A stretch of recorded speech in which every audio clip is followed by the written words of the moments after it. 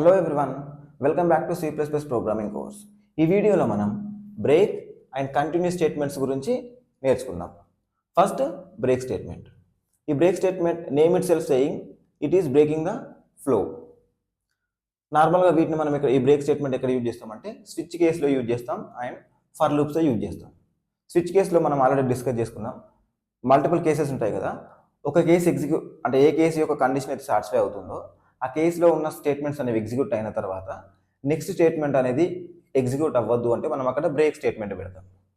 ఆ break statement use చేస్తే ఏంటంటే ఆ స్విచ్ని బ్రేక్ చేసేస్తుంది అనమాట, మనకు కావాల్సిన స్టేట్మెంట్స్ అనేవి ఎగ్జిక్యూట్ చేసి. సో సేమ్ అలానే మనం లూప్స్లో కూడా మనం బ్రేక్ అనేది యూజ్ చేస్తాం. ఈ బ్రేక్ అనేది యూజ్ చేస్తే ఏమవుతుందంటే లూప్ అనేది టర్మినేట్ అయిపోతుంది. ఓకే, సో దీన్ని ఎలా యూజ్ చేస్తామంటే ఈ బ్రేక్ అనే కీవర్డ్ యూజ్ చేస్తాం. సింపుల్గా బ్రేక్ అనే కీవర్డ్ ఇది ఫర్ లూప్లో యూజ్ చేసాం అనుకో.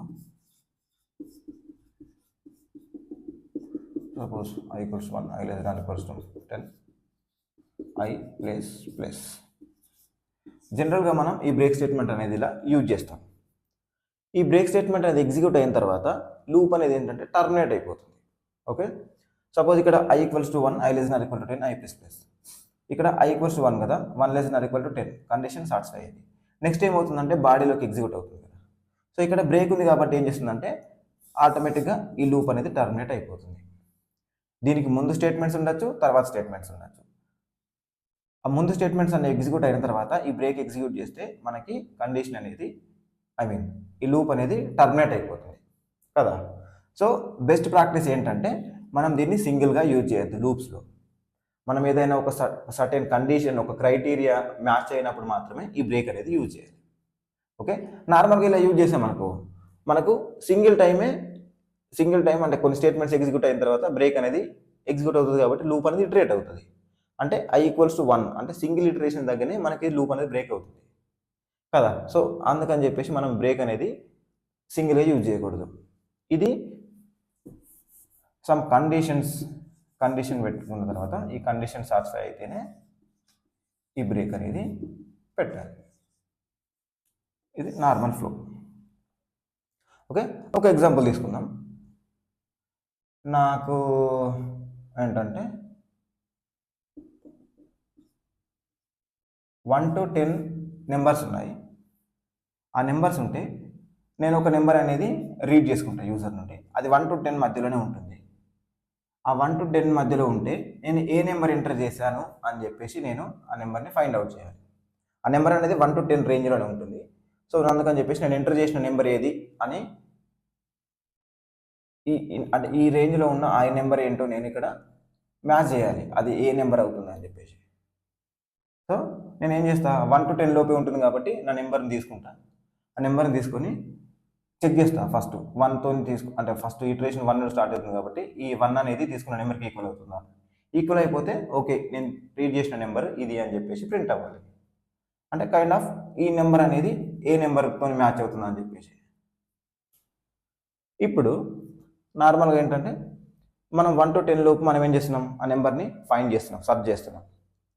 ఇప్పుడు సపోజ్ నేను తీసుకున్న నెంబర్ 4 అయింది అనుకో, 4.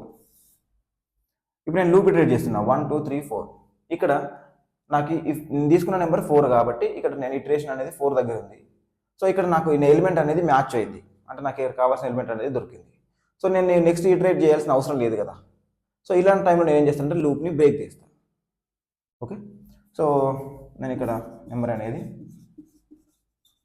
స్కాన్ చేసుకున్నాను. 1 to 10 అనేది నేను ఇక్కడ సర్చ్ చేస్తున్నాను కదా, ఇటరేట్ చేస్తున్నాను కదా. ఒకవేళ తీసుకున్న నెంబర్ అనేది ఈ ఐకి మ్యాచ్ అయింది అనుకో, if number equals to I అంటే ఒకవేళ మనం తీసుకున్న నెంబర్ అనేది ఈ ఇటరేషన్లో ఉన్న నెంబర్తో మ్యాచ్ అయింది అనుకో, అప్పుడు నేను ఒక ప్రింట్ స్టేట్మెంట్ అలా రాసుకుంటాను, this number is so and so అని చెప్పేసి. అలా నెక్స్ట్ ఏం చేస్తున్నా, ఇక్కడ బ్రేక్ చేస్తున్నా.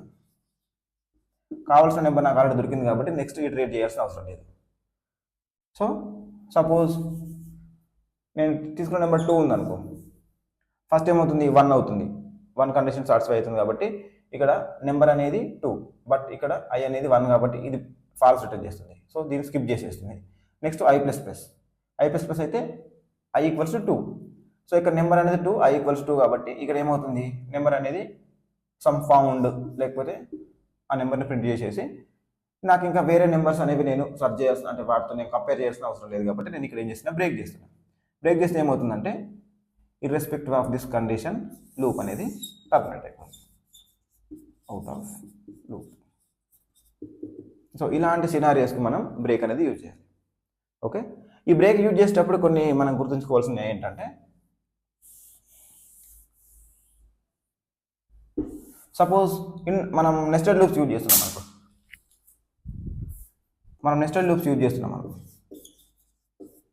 So initialisation, condition, updation. ఇప్పుడు మనం ఇన్నర్ లూప్లో బ్రేక్ యూజ్ చేస్తే ఏమవుతుందంటే ఈ పర్టికులర్ ఇన్నర్ లూప్ మాత్రమే టర్మినేట్ అవుతుంది, అవుటర్ లూప్ అనేది ఎగ్జిక్యూట్ బ్రేక్ అవ్వదు. ఒకవేళ అవుటర్ లూప్ కూడా అంటే అవుటర్ లూప్ కూడా మనం బ్రేక్ యూజ్ చేయాలి అంటే ఈ కండిషన్స్ అయిపోయిన తర్వాత, సో మనం ఇక్కడ ఏదైనా కండిషన్ పెట్టుకొని ఇక్కడ బ్రేక్ రాస్తే ఈ బ్రేక్ అనేది ఈ ఇన్నర్ లూప్ బయట ఉంది కాబట్టి ఇది అవుటర్ లూప్లో ఉంది. సో ఈ బ్రేక్ ఎగ్జిక్యూట్ అయినప్పుడు ఏమవుతుందంటే అవుటర్ లూప్ అనేది టర్మినేట్ అయిపోతుంది. సో అవుటర్ లూప్ అనేది టర్మినేట్ అయిపోతే మనకు ఇన్నర్ లూప్ అనేది ఎగ్జిక్యూట్ అవ్వదు. బట్ ఈ ఇన్నర్ లూప్ ఎగ్జిక్యూట్ చేసేటప్పుడు ఇన్నర్ లూప్ బ్రేక్ చేస్తున్నాం మనం, ఇక్కడ బ్రేక్ స్టేట్మెంట్ అని ఇన్నర్ లూప్లో పెట్టాం కాబట్టి ఈ బ్రేక్ అనేది ఈ ఇన్నర్ లూప్ని టర్మినేట్ చేస్తుంది. సో నెక్స్ట్ ఈ వాల్యూ అప్డేట్ అయిన తర్వాత ఒకవేళ కండిషన్ సాటిస్ఫై అయితే మళ్ళీ ఈ లూప్ని ఫస్ట్ నుండి ఇటరేట్ చేస్తాం. ఇది ఒకటి గుర్తుంచుకోవాల్సింది. నెక్స్ట్ ఏంటంటే మనం వైల్ లూప్స్ అనే కాదు, నార్మల్గా ఇన్ఫైనైట్ లూప్స్ యూజ్ చేస్తాం కదా.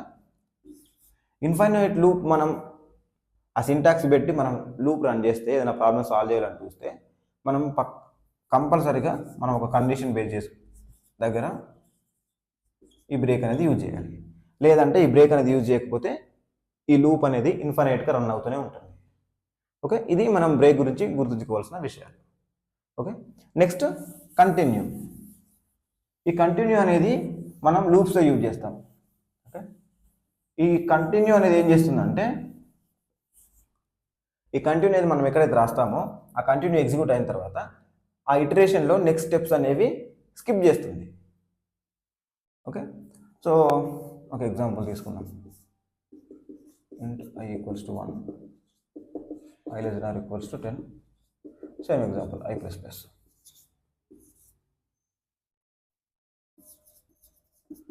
Cout i. ఇది 10 టైం 1 to 10 ప్రింట్ చేస్తుంది కదా. సో జనరల్గా మనం బ్రేక్ యూజ్ చేస్తే ఆ కండిషన్ దగ్గర మనం బ్రేక్ పెడితే ఏమవుతుందంటే లూప్ అనేది టర్మినేట్ అయిపోతుంది. బట్ ఇక్కడ కంటిన్యూ అనేది ఏం చేస్తుందంటే ఆ ఒక్క ప్రజెంట్ ఇటరేషన్ని మాత్రమే స్కిప్ చేస్తుంది, నెక్స్ట్ ఇటరేషన్కి వెళ్ళిపోతుంది. Okay, suppose i equals to 5. So నేను ఇక్కడ ఏం చేస్తున్నా, కంటిన్యూ, ఇక్కడ కంటిన్యూ చేస్తున్నా కదా.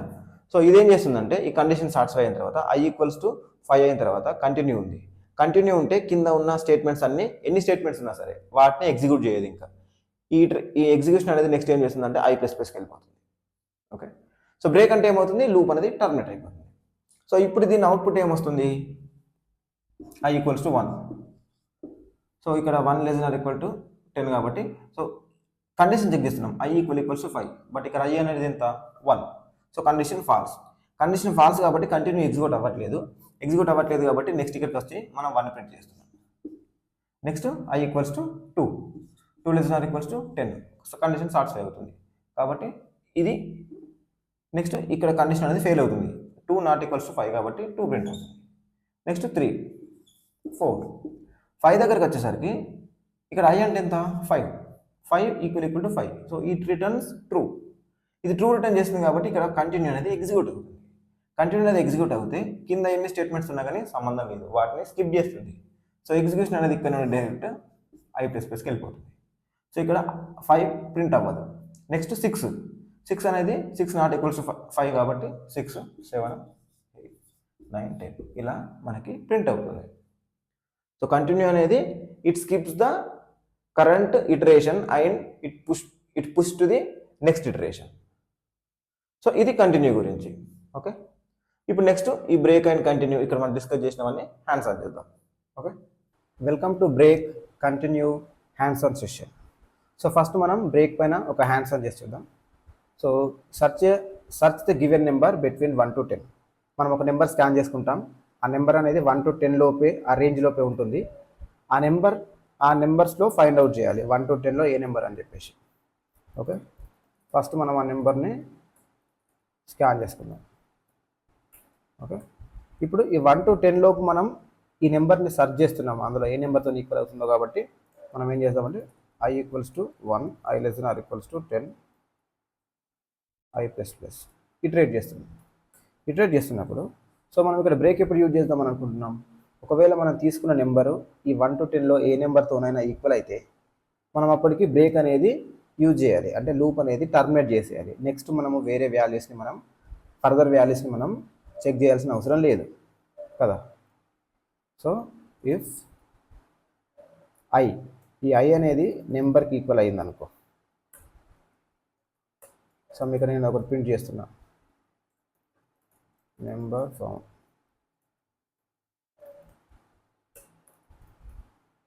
ఇది ప్రింట్ చేసేసి నేను ఇక్కడ లూప్ అనేది బ్రేక్ చేస్తున్నా. ఓకే, ఒకవేళ నేను ఇక్కడ 4 ఇచ్చాను అనుకో, దానికి ముందు ఇక్కడ ఆ నెంబర్ i ప్రింట్ చేద్దాం. ఓకే, ఇక్కడ నేను నెంబర్ అనేది 4 ఇచ్చాను అనుకో. సపోజ్ 4 ఇస్తే i equals to 1, i less not equals to 10. So i అనేది ఇక్కడ ప్రింట్ అవుతుంది, 1 ఈజ్ నాట్ ఈక్వల్స్ టు 4. కాబట్టి ఇక్కడ ఇందులోకి ఎగ్జిక్యూషన్ అనేది రాదు. So next i equals to 2 అవుతుంది, 2 ప్రింట్ అవుతుంది, 3 ప్రింట్ అవుతుంది, 4 ప్రింట్ అవుతుంది. 4 ప్రింట్ అయిన తర్వాత 4 ఈక్వల్స్ టు 4. సో ఇది సాటిస్ఫై అవుతుంది కాబట్టి లోపల ఈ లైన్ అనేది ఎగ్జిక్యూట్ అయ్యి ఇక్కడ లూప్ అనేది బ్రేక్ అవుతుంది. సో ఈ లూప్ తర్వాత అవుట్ ఆఫ్ ది లూప్ అని చెప్పేసి నేను జస్ట్ ఒక స్టేట్మెంట్ అనేది రాస్తున్నాను. ఒకసారి ఈ కోడ్ అనేది రన్ చేసి చూద్దాం. G++ నేను ఇక్కడ నెంబర్ అనేది ఎంటర్ చేయాలి కదా. సపోజ్ 4 ఇస్తున్నాను, 4 ఇస్తే చూడండి 1 2 3 4. ఇక్కడ 4తో మ్యాచ్ అయింది కాబట్టి నెంబర్ అనేది 4 అని చెప్పేసి నేను ఇక్కడ ప్రింట్ అయిపోతుంది. ఇక్కడ చూడండి నెక్స్ట్ ఎగ్జిక్యూషన్ అనేది 5కి వెళ్ళట్లేదు, ఇక్కడ బ్రేక్ అయిపోతుంది. ఓకే, ఇలాంటి సిచ్యువేషన్స్లో మనం బ్రేక్ అనేది యూజ్ చేయాలి. అండ్ ఇంకోటి ఏంటి, మనం బ్రేక్ అనేది ఇలా డైరెక్ట్ యూజ్ చేయకూడదు.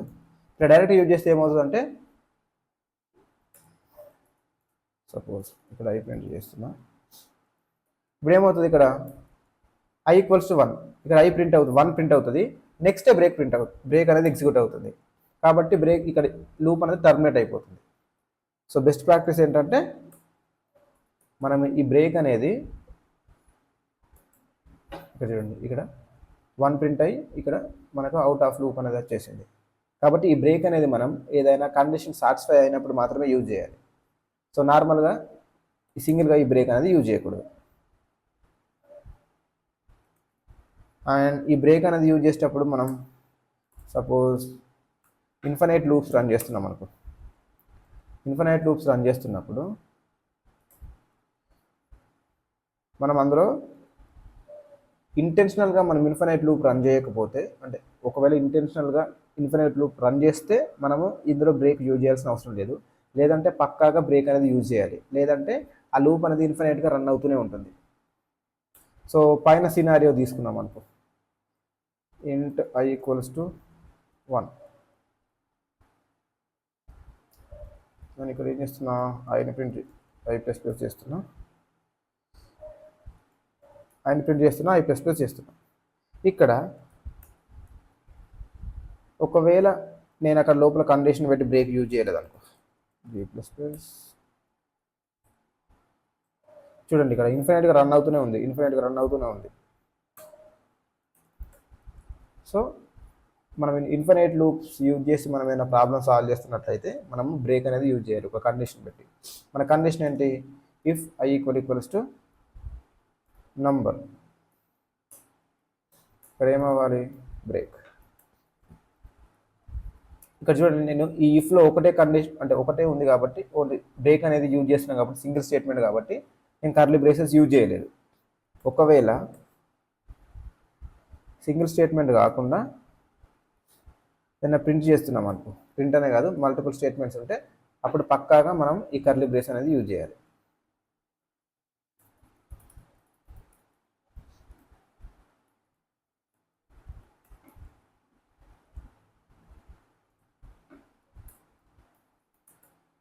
ఫోర్ 1 2 3 4 దగ్గర మనకు నెంబర్ అనేది ఫౌండ్ అయింది కాబట్టి ఆ లూప్ అనేది టర్మినేట్ అయిపోతుంది.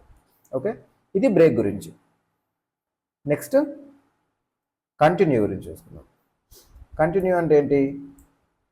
కరెంట్ ఇటరేషన్ని కంటిన్యూ అనేది ఎగ్జిక్యూట్ అయిన తర్వాత కిందున్న నెక్స్ట్ స్టెప్స్ అనేవి అంటే నెంబర్ ఆఫ్ స్టేట్మెంట్స్ అనేవి స్కిప్ చేస్తుంది అండ్ నెక్స్ట్ ఇటరేషన్కి మన లూప్ని పుష్ చేస్తుంది. ఓకే, మనం ఏం చేద్దామంటే 1 to 10 ప్రింట్ చేద్దాం.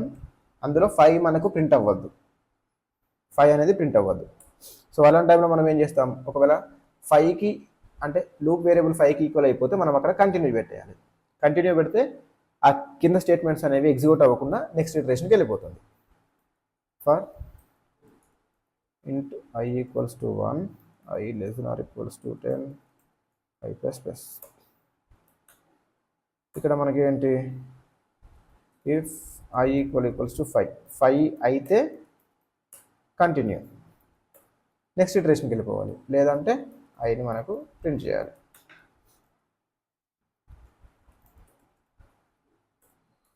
ఈ ప్లస్ ప్లస్. ఓకే, మనము ఇక్కడ ఏం చేస్తున్నాం, ఈ నెంబర్ని స్కాన్ చేస్తున్నాం కదా, సో దీన్ని కామెంట్ చేస్తున్నాను నేను.